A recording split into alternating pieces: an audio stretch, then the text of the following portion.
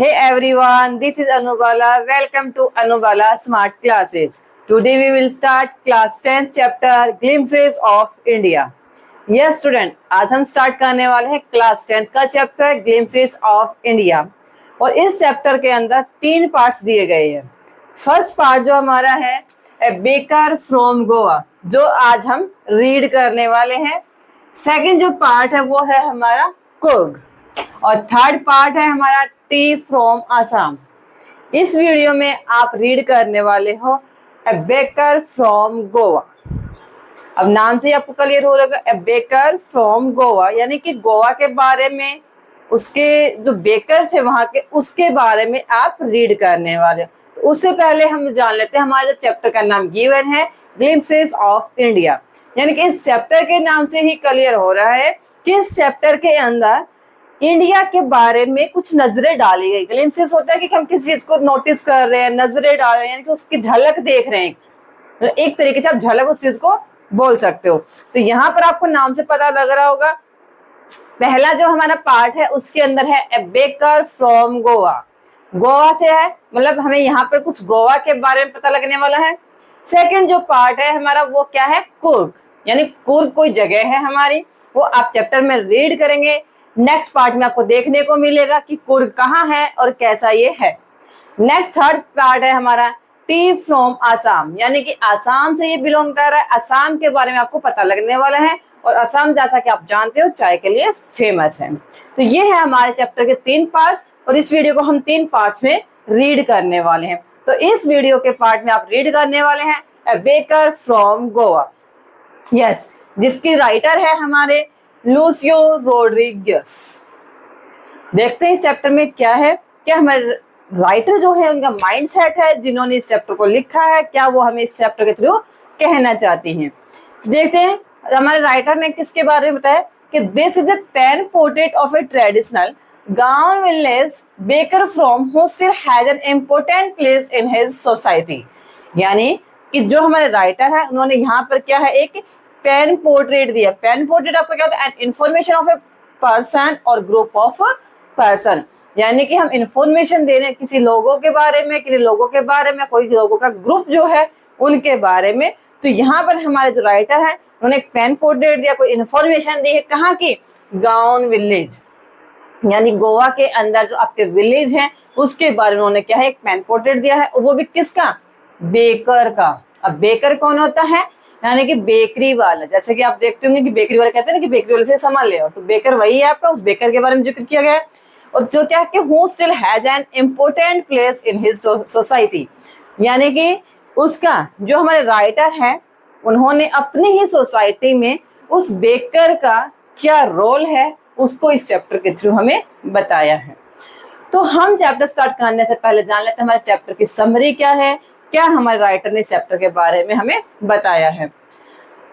अब आपने सुना होगा कि जैसे हमारे यहाँ पे शादी होती है, तो शादी में हमारे यहाँ पे क्या है, बहुत सारी ऐसी चीजें होती है कि ये चीज तो जैसे मान लो कि लड्डू और बूंदी ये हमारी शादियों में मिलेंगे। जलेबी आपको फिक्स है कि शादी में मिलेगी। रसगुल्ले गुलाब जामुन होते थे। आजकल थोड़ा सा हम मॉडर्न हो चुके हैं, तो हमारा मेन मकसद किस पे चला गया, फोकस सबका यही पे है कि हमें क्या चाइनीज फूड मिले, फास्ट फूड मिले, हम उसी के ऊपर कुछ ज्यादा ही डिपेंडेंट है। बट फिर भी ये सब कुछ देखते हुए भी आपने नोटिस किया होगा कि जलेबी, रसगुल्ला, गुलाब जामुन ऐसी चीजें हमारी शादी में हमें देखने को मिलती हैं। तो सेम यहाँ पर राइटर ने बेकर वाले का जिक्र किया कि बेकर कौन है, बेकरी वाला कौन है और वो किसका स्पेशली जिक्र कर रहा है, उस बेकर का। और बेकर से बनने वाला, यानी जो बेकर है वो क्या क्या चीजें वहां पे बनाता है, जैसे ब्रेड, यानी बेकरी वाला ब्रेड से बनी हुई मैक्सिमम आइटम्स अपने पास रखता है। जैसे ब्रेड लॉज वगैरह का हो गया, ब्रेड का आपका कोई भी आइटम जो बना हुआ है उसका। तो वो ये कह रहे हैं कि ये जो ब्रेड है, यानी जो बेकरी वाला है, तो हमारी शादियों में, यानी कि हमारे गांव में कोई शादी होती है, कोई फंक्शन होता है, तो उन सब के लिए मतलब क्या है, ये बेकरी से बनी हुई, यानी इसे बेकर के द्वारा बनाई गई मिठाई, उसमें आपको अलग अलग नाम उन्होंने दिए हैं, लाइक दैट बॉल एंड बॉलिनाज, यानी कुछ स्पेशल उनकी मिठाइयां हैं जो बेकरी वाला बनाता है। तो वो कह रहे हैं कि हमारे यहाँ पर यदि बेकरी वाला ये मिठाई ना बनाए तो वो शादी, मतलब ऐसे नहीं है कि वो शादी अशुभ सी मान जाती है। शादी के अंदर क्या है, शादी लगती ही नहीं है। यानी कोई भी अच्छा काम उनके घर में हो रहा है, कोई एंगेजमेंट हो रही है, चाहे उनके यहाँ पर लड़की की शादी कर रहे हैं, चाहे कोई क्रिसमस का त्योहार आ रहा है, यानी उन सब त्योहारों पर ये मिठाइयाँ बनती है। जैसे अपने यहाँ हरियाणा में कोई हलवा और कोई खीर, इनका सब जैसे बनाते हैं त्योहारों पे, तो सेम वैसे वहाँ का है। तो कुछ मिठाइयाँ हैं वो आप चैप्टर में रीड करने वाले हैं। तो राइटर अपने बचपन की बात बताता, अपने बचपन के दिनों को बताता, जैसे कि अपनी सोसाइटी में वहां पर क्या होता कि बेकरी वाला आता है, वो कह रहा है कि मुझे कुछ याद है अपने बचपन का, कि जैसे हम सो रहे होते थे मॉर्निंग में, तो बेकरी वाला आता था। यानी क्या है, वो ब्रेड के लोव्स लेके आता था, यानी कि ब्रेड के गोल गोल बैंगल से बने हुए हो रहे थे, चाहे वो बेचने के लिए आता था। तो वो कैसे आता था, उसके हाथ में एक क्या है बाम्बू की छड़ी होती थी, ऐसे वो छड़ी लेके, और दूसरा उसके सिर पे एक बास्केट होती थी, उस बास्केट को अपने एक हाथ से ऐसे सपोर्ट करता था, तो दूसरे हाथ में उसके क्या होता था, एक बाम्बू की स्टिक होती थी, और वो चल रहा होता था। और वो क्या है, उस बाम्बू स्टिक को नीचे फर्श से पटकते हुए चलता था, और पटकने से ही मतलब जैसे वो पटक पटक के चलता था, तो उसे एक अलग सी थर्ड थर्ड की साउंड प्रोड्यूस होती थी। और राइटर कहते हैं कि जैसे उसकी आवाज हम सुनते थे, तो उस आवाज को सुनने बाद हम तुरंत उठ जाते थे और सीधे बिना मुंह धोए ही सीधे कहाँ, उस बेकरी वाले के पास पहुंच जाते थे। और बेकरी वाला क्या था, डोर टू डोर जाता था और वहां पर जाके ब्रेड लोव्स देता था। हमारे घर के कुछ मतलब करें कि नौकरानियां थी, तो वो नौकरानियां उनसे क्या लेने के लिए आती थी। हमें क्या बच्चों को उनसे दूर रखा जाता था, हाथ में लगाने देते थे, तो हम फिर भी क्या है छोटी छोटी जो दीवारें थी उनके ऊपर चढ़ के या कोई मुद्दा या कुर्सी लेके हम उसके ऊपर चढ़ के उनको देखते रहते थे। वो काफी ज्यादा अच्छा था। और कह रहे कि हमारे घर वालों के लिए तो वो क्या था, सिर्फ ब्रेड लॉज थी, लेकिन हमारे लिए क्या था, बैंगल्स टाइप से यानी खुले खुले होते थे, हमें वो क्या एक गेम की तरह लगते थे। नेक्स्ट वो कहते हैं कि हमारे यहाँ पर जब शादियां होती है, तो इन ब्रेड लोज से यानी इन ब्रेड से बनी हुई मिठाइयाँ क्या है, सबसे ज्यादा स्पेशल मानी जाती है। और यहाँ पर दो टर्म हमारे राइटर ने यूज करी है। पहली टर्म हमारे पास पाडेर और सेकंड है हमारे पास कबाई। अब ये पाडेर और कबाई क्या है, वैसे तो आप चैप्टर में रीड करने वाले हो, बट आपको बता दूं कि मैक्सिमम क्वेश्चन हमारे इसके ऊपर पूछ लिए जाते हैं बोर्ड क्लासेस में। किस लिए, कि जो पाडेर हैं ये कौन थे एंड ये कबाई थे, तो ये क्या था। तो जो वहां पर बेकरी वाला आता था, जो अपने हाथ में क्या है, सॉरी हाथ में एक हाथ में उसके क्या होता था, एक स्टिक होती थी और सेकंड उसके सिर के ऊपर बास्केट होती थी, जब वो लेके गांव में आता था, तो जो बेचने वाला था, बेकरी वाला था, उसको लोग क्या है पाडेर के नाम से जानते थे। और आज भी लोग वहां के गांव के उस गांव के विलेज, उस विलेज के लोग जो यहाँ पर राइटर बिलोंग कर रहे थे, वो सब क्या है उसको आज भी क्या है याद करते हैं और किस नाम से बुलाते हैं, पाडेर। और वो आप यदि आज घूमने जा रहे हो वहां पर, तो आपको ये चीजें आज भी वहां पर देखने को मिल सकती हैं। सेकंड है यहाँ पर एक दूसरी टर्म दी गई है कबाई, और कबाई आपकी क्या थी, जो बेकरी वाला आता था, जो पाडेर था वो अपने क्या है एक टाइप की ड्रेस पहनता था, उस ड्रेस के लिए एक वर्ड यूज किया गया यहाँ पर क्या, पाडेर, सॉरी कबाई। अब क्या थी वो ड्रेस, कैसी थी, एक ऊपर से पूरी लॉन्ग फ्रॉक की तरह होती थी, और नीचे वो क्या कह रहे कि एक पैंट पहनते थे। पैंट जो कि क्या थी, हाफ यानी शॉर्ट से तो थोड़ी लंबी थी, बट पूरे जो पजामा होता है उससे शॉर्ट थी। इनफैक्ट आप जानते भी होंगे उस चीज को हम क्या बोलते हैं, जो घुटनों से नीचे आ जाए बट एंकल से ऊपर हो। कमेंट में बताना कि आप ऐसी पैंट को क्या बोलते हो। बट यहाँ पर उनकी ड्रेस जो थी उसको ये लोग क्या बुलाते हैं, कबाई। ठीक है, तो ये था हमारे चैप्टर के बारे में थोड़ी सी समरी, और अब हम स्टार्ट कर लेते हैं हमारे चैप्टर को। Let's start. यस,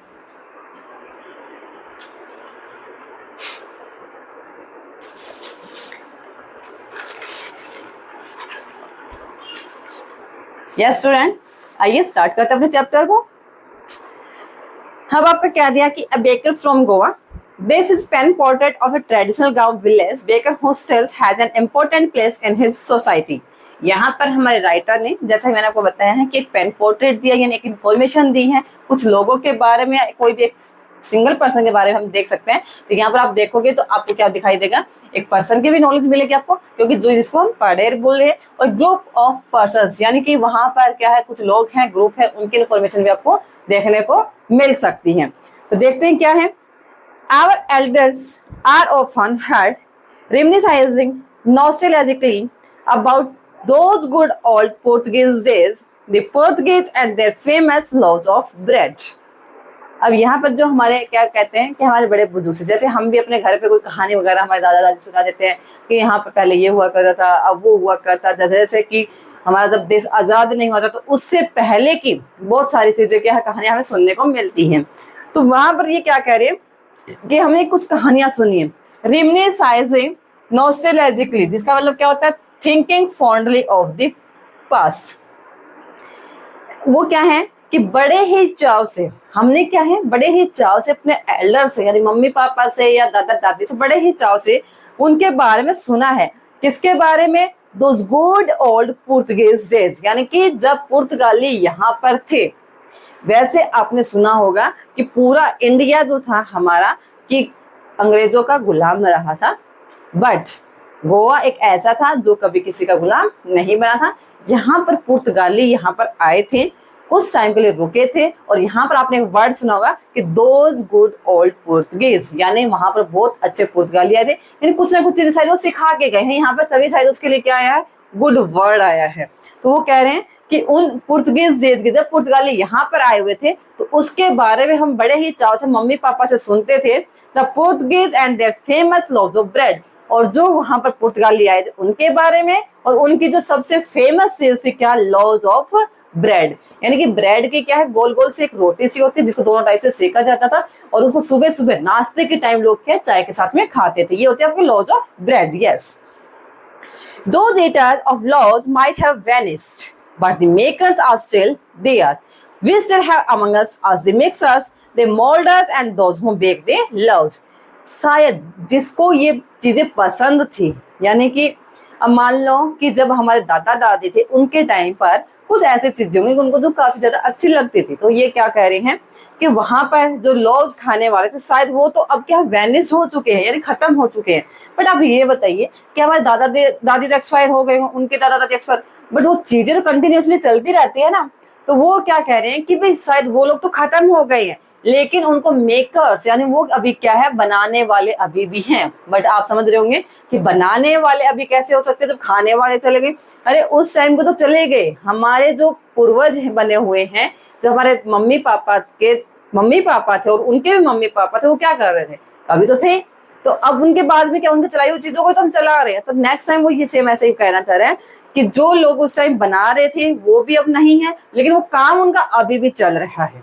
जैसे हमारे दादा दादी ने खेती करी, हमारे मम्मी पापा खेती कर रहे हैं, और अब हम भी कर रहे हैं वो काम, तो सेम चीज यही बोलना चाह रहे हैं कि उनका काम तो अभी भी क्या है, चल रहा है। और क्या कह रहे हैं कि हम भी उनमें से ही मिक्सअप हो चुके हैं, यानी कि दादा दादी को हम देखते थे तो सेम हम भी उनकी तरह मिक्सअप हो चुके हैं। And the moulders and those who bake the loaves, जो मोल्डर्स थे, मोल्डर्स भी क्या करते थे, जो मोल्डर्स आपका देखोगे क्या दिया गया है यहाँ पर, a person who molds dough into a shape, यानी कि जिसको आप इन हिंदी बोले तो सांचा बोल सकते हो, यानी कि ब्रेड की जो रोटियां वगैरह बनती थी उसको, यानी कि आपको एक शेप देनी है, तो वो शेप देने के लिए एक वहां पर सांचा बनाया गया था, मोल्डर्स बनाया गया था, वो आज भी है, जहां पर क्या है, लोग है अपने ब्रेड को लोज को उनको सेकते रहते हैं। Those age old time tasted furnace still exist. The fire in the furnace has not yet been extinguished. अब जैसे जैसे टाइम बीतता गया है, भट्टियां जो है अभी भी एग्जिस्ट कर रही है, और जो भट्टियों की आग है वो अभी तक भी बुझी नहीं है। The third and the jingle of the traditional baker's bamboo heralding his arrival in the morning. heralding क्या होता है आपका, अनाउंस करना। एक्सटिंग्विश तो आपको बता दिया कि कोई भी चीज का बुझ रहा है, यानी आग का बुझ जाना। थर्ड एंड जिंगल क्या होता है कि मेक और cause to make a light metallic ringing sound, यानी कि जैसे मैंने आपको बताया था कि जो बेकरी वाला आता था तो उसके हाथ में क्या, एक साइड में बाम्बू की स्टिक होती थी, और स्टिक के नीचे कोई मेटल की चीज यानी कोई पत्ती वत्ती लगाई जाती थी, जैसे उसको फरस पे यानी गली में पटकते हुए चलता था तो उससे क्या है, एक आवाज प्रोड्यूस होती थी, और उसको क्या बोला जाता था, third and jingle sound. Yes, और हेराल्डिंग आपका क्या होता है, अनाउंस करना। तो यहाँ पर राइटर ने क्या कहा है कि आज भी हम क्या देख सकते हैं, भट्टियां तो अभी भी क्या है, बुझी नहीं है, और वहां पर जिंगल और थर्ड की आवाज हमें आज भी सुनाई देती है। क्या, जैसे कि क्या है, वहां का जो बेकर है वो डेली अपने आने की जैसे क्या करता था, अनाउंसमेंट करता था। जैसे आपने देखा होगा कि गांव में कुछ बेचने वाले आजकल तो हमारे यहाँ पर क्या रिकॉर्डिंग रखते हैं, वो रिकॉर्डिंग बजती रहती है और हमें पता लग जाता है कि हाँ सब्जी वाला आ गया, दूध वाला आ गया, फल वाला आ गया, जो भी है कि हमें उसकी आवाज सुनाई देती है। बट पहले क्या होता था, उस थर्ड और जिंगल की आवाज से ही यहाँ पर हम क्या है, वो कह रहे हैं कि गोवा में हम आज जाते हैं तो गोवा में हमें आज ये चीज दिखाई देती है, ये चीजों को हम देख सकते हैं वहां पर जाकर कि किस तरह से बैम्बू वाला वहां पे आता था, बेकरी वाला आता था, किस तरह से वो अपने उसकी आवाज को प्रोड्यूस करता था, अपने आने के अनाउंसमेंट करता था। Can still be heard in some places, कह रहे हैं कि गोवा के कुछ विलेज आज भी ऐसे हैं जहां पर आप जाओ तो इस आवाज को आप सुन सकते हो।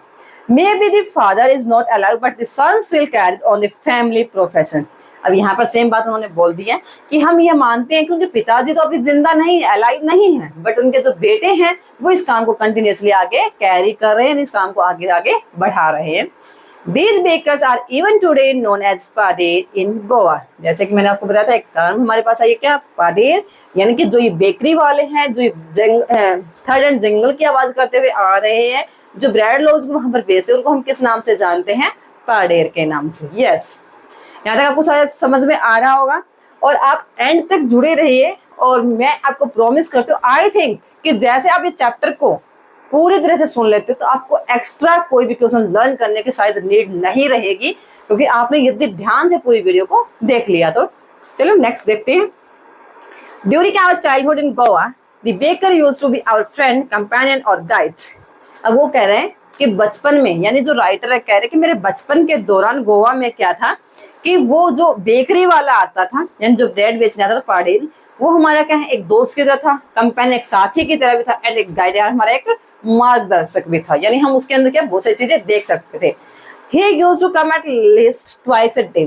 अब वो क्या है, बेकरी वाला जो पाडेर था वो एटलीस्ट यानी कम से कम 2 बार हमारे गेट के आगे यानी हमारे गांव में आता था। कैसे आता था, आपको पता होगा कि गांव में जो फेरी वाले आते हैं, यानी घूम घूम के वेंडर्स जो आते हैं वो सामान बेचते हैं, तो वो हमारे घर के आगे से एक बार निकल गए सुबह, यानी सामान बेचने के लिए जब आए तब आते हैं वन टाइम, एंड सेकेंडली जब उनकी बास्केट खाली हो जाती है तो उसके बाद वापस अपने घर की तरफ जाते हैं, तो हमारे घर के आगे से दूसरा टाइम।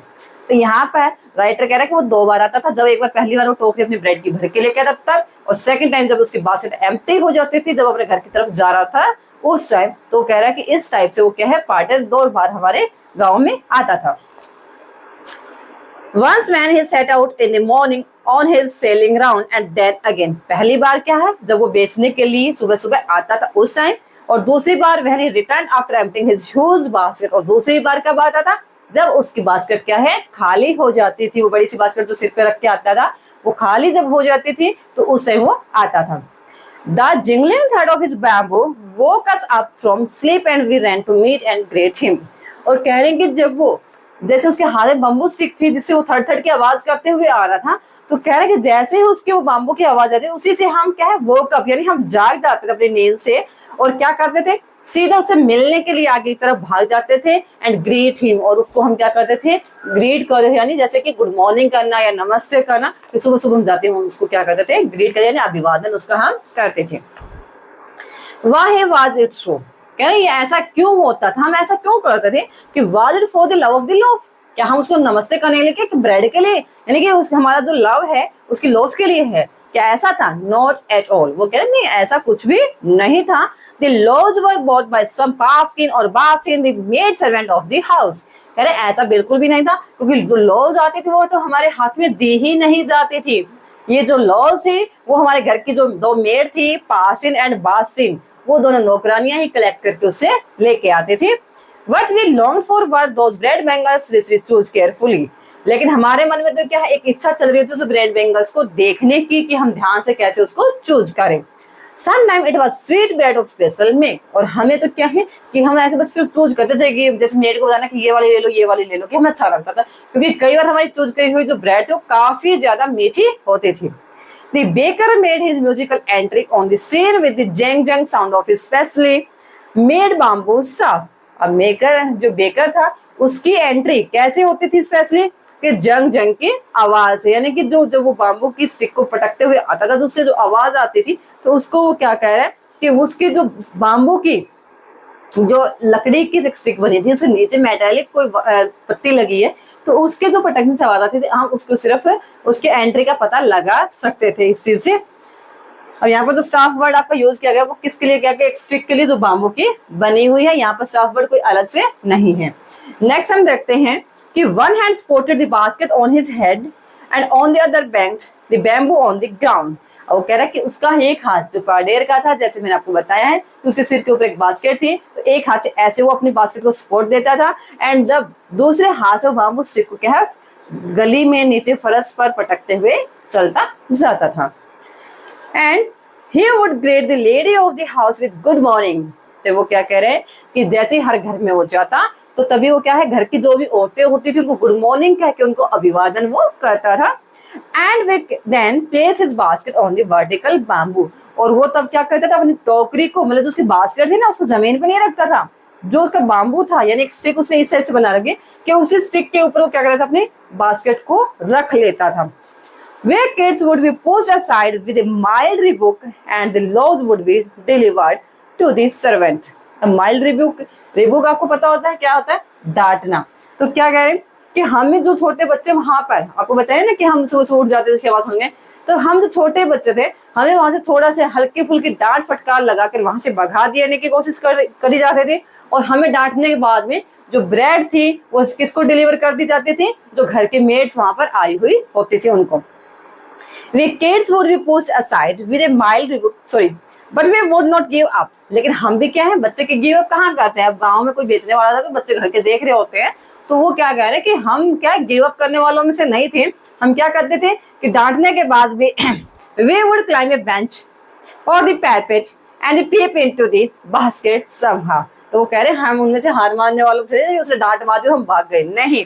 उसके बाद भी हम क्या करते थे, एक दूसरे को धक्का मुक्की करने की कोशिश करते, कोई बेंच ले आते उसके ऊपर चढ़ जाते, या पैरपेट आपका क्या होता है कि कोई रेलिंग है या लो प्रोटेक्टिव वॉल, यानी कोई छोटी मोटी दीवार या छोटी हाइट की कोई दीवार हो वहां पर चढ़ जाते, या कोई बेंच ले आते और वहां से हम क्या करते थे उसकी बास्केट के अंदर झांकने की कोशिश करते थे कि उसकी बास्केट के अंदर क्या रखा गया है।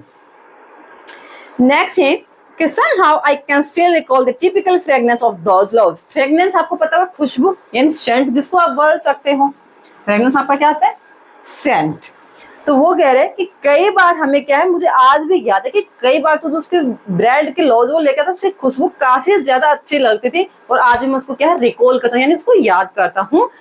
और then we did not loaves for the elders and the bangles for the children. वो कह रहे हैं बड़ों के लिए तो लॉज है यानी ब्रेड थी जो कि उनके पेट भरना था, और बच्चों के लिए वो क्या थे, उनके लिए बेंगल्स का यानी एक चूड़ियों की तरह उनको बेंगल्स यानी गोल गोल सर्कल सा लगता है, तो उनको काफी ज्यादा अच्छा लगता है। Then we did not even care to brush our teeth or wash our mouths properly. अब राइटर यहाँ पर कह रहे हैं कि हमें उस समय इस चीज की भी परवाह नहीं थी कि भाई हमें उठे हैं तो हमें मुंह धोना है या हमें अपने दांतों को ब्रश करना है। तो वो क्या कह रहे हैं कि हम इन सब चीजों की क्या है प्रॉपरली हमने कभी अपने मुंह को भी नहीं धोया था। एंड वाई शुड वी, और हम करे भी क्यों, who would take the trouble of plucking the mango leaf for the toothbrush। यहाँ से भी आपका क्वेश्चन अराइज हो सकता है कि यहाँ पर देखिए आप लाइन में क्या कहा हमारे राइटर ने कि हमें क्या कौन इतनी मेहनत करे कि आम के पेड़ पे चढ़े, उनके आम के पत्तों को तोड़े और फिर उससे टूथब्रश करे कितना मेहनत का काम हम क्यों करें। अब यहाँ से आपको क्वेश्चन आ सकता है कि राइटर के टाइम पर किस टाइप के ब्रश यूज किए जाते थे। तो यहाँ पर ब्रश के जगह वो क्या है मैंगो लीफ को यूज किया करते थे। And why was it necessary at all, और वो कह रहे कि इसकी जरूरत भी क्या है कि हम ब्रश करें, पत्तों को तोड़े, उनसे फिर मतलब अपने क्या है दांतों को साफ करें।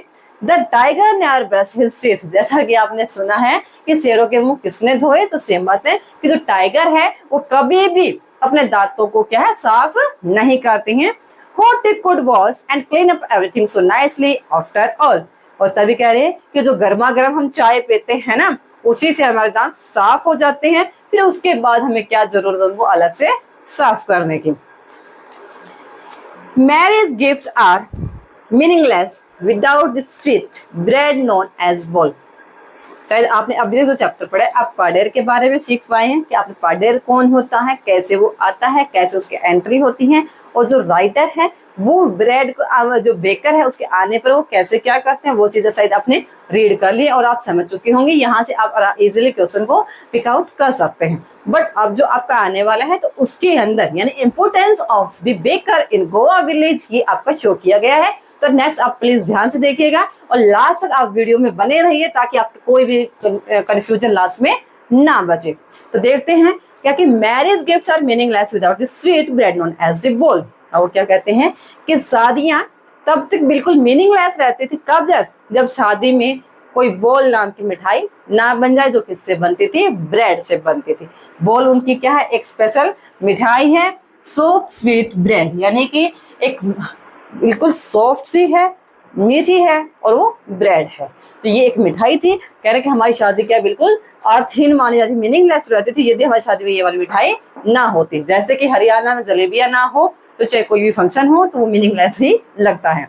नेक्स्ट है, जस्ट एज ए पार्टी और a fest loses its charm without bread. अब वो कह रहे हैं कि यदि तो हमारे घर में कोई पार्टी हो, फीस्ट यानी कोई दावत वगैरह हमारे यहाँ पर हो, जिसको आप बोल सकते हो लार्ज मील टिपिकली सेलिब्रेटिंग वन, यानी कि आप क्या कोई फंक्शन कोई कह रहे हैं जिसमें आप कोई सेलिब्रेशन कर रहे हैं तो उसमें आप क्या किसी को खाना खिलाओ, यानी दावत आप करना कह सकते हो फीस्ट को। तो वो कह रहे हैं कि कोई पार्टी हो चाहे दावत हो तो उसके अंदर यदि ब्रेड नहीं है तो उसकी कोई भी चार्म नहीं है, यानी कि उसके अंदर हमें कुछ खास मजा नहीं आया, यार यहाँ पे ये तो था ही नहीं। तो ना सेम चीज वो आती है कि हमारे यहाँ पे ये मिठाई नहीं है, तो पार्टी हो, फेस्ट हो, मैरिज हो, सब मीनिंगलेस हमें नजर आता है। Not enough can be said to show how important a baker can be for a village, यानी इतना ही कहना मतलब काफी होगा कि मतलब एक गांव के अंदर वहां पर बेकरी वाले की इम्पोर्टेंस कितनी है। तो आपका क्वेश्चन अराइज हो सकता है कि यहाँ पर जो आपका बेकरी वाला उसकी इम्पोर्टेंस कैसे है और कितनी है। The lady of the house must prepare sandwiches on the occasion of her daughter's engagement, और घर में भी यानी लड़की की सगाई हो रही है, यानी कि लड़की की शादी के लिए रिश्ते की बात चल रही है, तो उस टाइम भी क्या है कि घर की लेडीज है वो भी क्या है ब्रेड से ही मिठाई बनाती है अपने घर में ही, यानी कि एंगेजमेंट के ओकेजन पर भी क्या है घर में ही मिठाइयां बनाई जाती थी। Cakes and bolinhas are a must for Christmas as well as other festivals. Cake और बोलिनाज, बोलिनाज आपकी क्या है, एक वैसे एक टाइप की मिठाई है, जैसे another name of coconut cookies, यानी क्या है कोकोनट कुकीज से बनी हुई एक मिठाई है बोलिनाज। कह रहे हैं कि जब त्योहार आते थे क्रिसमस जैसे या कोई दूसरा त्योहार होता था उन सब पर क्या है बोलिनाज जैसी मिठाई या केक वगैरह कुछ बनाया जाता था। Thus, the presence of the bakers furnace in the village is absolutely essential. अब आपको शायद समझ में आ गया होगा कि जो bakers furnace in the village is absolutely essential वह है। यस, तो कह रहे हैं कि इस टाइप से आप समझ सकते हो कि गांव में बेकरी वाले का और बेकरी की फर्नेस का होना कितना ज्यादा एसेंशियल था, कितना ज्यादा इम्पोर्टेंट था। द बेकर और bread seller of those days had a peculiar dress known as the kabai, जैसे कि मैंने आपको बताई थी सेकंड टाइम हमारे पास थी कबाई, यानी जो पढ़ेर एक स्पेशल तरह की ड्रेस पहनता था उस ड्रेस को हम क्या बोलते थे, कबाई। अब आपके पास क्वेश्चन बनता है कि व्हाट टाइप ऑफ कबाई, यानी किस टाइप से कबाई होते थे, यानी उसका जो लुक होता था ड्रेस का वो किस टाइप से दिखाई देता था। आइए रीड करते हैं। It was a single piece long frock reaching down to the knees in our childhood with some bakers wearing a shirt and trouser which were shorter than full length ones and longer than half pants। अब कह रहे हैं ये simple एक लंबी सी frock होती थी, यानी पूरी जो क्या करते थे raising down to the knees, यानी क्या है घुटनों के नीचे तक जाती थी। इन आवर चाइल्डहुड हमने देखा भी था कुछ, क्या देखा था कि विद सब बेकर वेयरिंग ए शर्ट, या तो वो क्या कर रहे थे एक लंबी सी फ्रॉक पहन लेते थे जो घुटनों के नीचे तक जाती थी, या फिर दूसरी वो ड्रेस पहनते थे ऊपर उनके पास में एक शर्ट होती थी and trouser which was shorter than full length ones and longer than half pants. उनका दूसरा क्या है एक ऐसे वो नीचे पैंट पहनते थे जो क्या है पजामे से तो ऊपर होते थे बट शॉर्ट से वो नीचे, और वो क्या है घुटनों के नीचे तक जाते थे। आप कमेंट में बताइए उस ड्रेस को आज के दिन हम लोग क्या बोलते हैं। यहाँ बेकर वाली ड्रेस को तो क्या बोलते हैं लोग, कबाई बोलते हैं, बट अपनी ड्रेस का नाम आप बताइएगा। Even today, anyone who wears a half pant which reaches just below the knees invites the comment that he is dressed like a pade। और आज भी आपको हाफ पैंट देखने को मिलती है जो घुटनों के नीचे तक जाती है और जो बिल्कुल सेम ड्रेस कैसी होती है पाडेर की तरह होती है। The baker usually collected his bills at the end of the month। अब लास्ट में अब जैसे जब बेकरी वाला था देखो फ्री में तो कोई कुछ भी नहीं देगा, तो यहाँ पर क्या कुछ पैसों की बात की जाती है कि वो महीने के एंड में क्या है पैसे कलेक्ट किया करता है, यानी अपना बिल, जैसे अपने यहाँ पर बिजली का बिल आता है तो वहां पर लोगों क्या इस ब्रेड ऑफ लॉज का बिल आता था, वो कैसे है बेकरी वाला आता था और महीने के एंड में अपने बिल को लेके यानी पैसे लेके वहां से चला जाता था। Monthly accounts used to be recorded on some wall in pencil. अब पहले क्या है नोटबुक वगैरह इतना चलन नहीं था क्योंकि काफी टाइम पहले आप देख रहे हैं राइटर ने काफी पुरानी ये बात लिखी है, तो वो कह रहे हैं कि जो बिल था वो ये नहीं है कि मतलब कोई नोटबुक में कोई डायरी में नहीं, उन्होंने क्या है कोई सी दीवार पर पेंसिल से वो अपना बिल लिख के रखता था। Baking was Indeed A profitable profession in old days. अब क्या है, पुराने दिनों में बेकिंग करना बहुत अच्छा एक यानी कि प्रॉफिटेबल मतलब एक प्रोफेशन था, यानी कि लोग अच्छा खासा पैसा इससे कमा सकते थे। The baker and his family never stopped, यानी कि जिन लोगों ने उस टाइम पर बेकरी का काम स्टार्ट कर दिया तो वो और उसकी फैमिली कभी भी भूखे नहीं मरते थे। He and his family and his servants always looked happy and prosperous.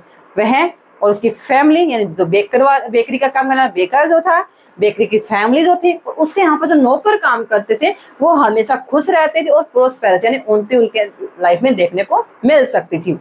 There plump physique was an open testimony to this. Plump physique क्या होता है आपका? Pleasantly fat body. प्लम क्या है आपका? फैट बॉडी, यानी कि मोटा मोटा दिखाई दे रहा है। और आपकी क्या है? ओपन टेस्टिमनी है, जिसको हम बोलते हैं कि जनहित में जारी, कि publicly statement about a character और क्वालिटी। तो कह रहे हैं कि वो जो लोग थे उनके जो यानी जो शरीर से मोटा था, यानी कि फैट वो बॉडी उनकी थी, तो यानी कि उस बॉडी को देखकर पूरी मतलब उस समाज में, उस सोसाइटी में, यानी कहते हैं ना कि जनहित में जारी, यानी कि जिसकी फैट बॉडी दिख गई तो जनहित में ये जारी था कि कौन क्या है, बेकरी का काम करने वाला, वहां का नौकर हो सकता है, उस फैमिली से बिलोंग करने वाला हो सकता है। तो ये बात यहाँ पर जनहित में जारी थी, उसकी सिर्फ फैट बॉडी को देखकर ही। Even today, any person with a jackfruit-like physical appearance is easily compared to a baker. लेकिन आज भी क्या है? जैकफ्रूट क्या होता है आपका? कटहल। कि very large edible fruit of the jackfruit tree, जो जैकफ्रूट ट्री से हम लेते हैं, खाने योग्य एक क्या है? फल होता है, सॉरी सब्जी होती है, जिसको लोग क्या है घरों में बनाते भी हैं। तो कह रहे हैं जैसे कटहल की शेप होती है, सेम वैसे ही यदि हम किसी को देख लें तो आज भी हम क्या है उसको इजीली किसके साथ कंपेयर कर सकते हैं? उन दिनों के बेकर के साथ में हम उसको कंपेयर कर सकते हैं। तो आई थिंक स्टूडेंट्स आपको यहाँ पर ये चैप्टर बहुत अच्छे से समझ में आया होगा और आपका शायद कोई भी डाउट यहाँ पर अब नहीं बचा होगा। तो आपको ये वीडियो कैसे लगी तो प्लीज कमेंट करके जरूर बताएं और चैनल को सब्सक्राइब करना बिल्कुल भी ना भूलें। मिलते हैं अब अपने नेक्स्ट पार्ट में। नेक्स्ट सेकंड पार्ट है हमारा कोर्क, देखना नहीं भूलिएगा, बहुत ही जल्द आपका सेकंड पार्ट आने वाला। तब तक के लिए bye bye, thank you, have a nice day.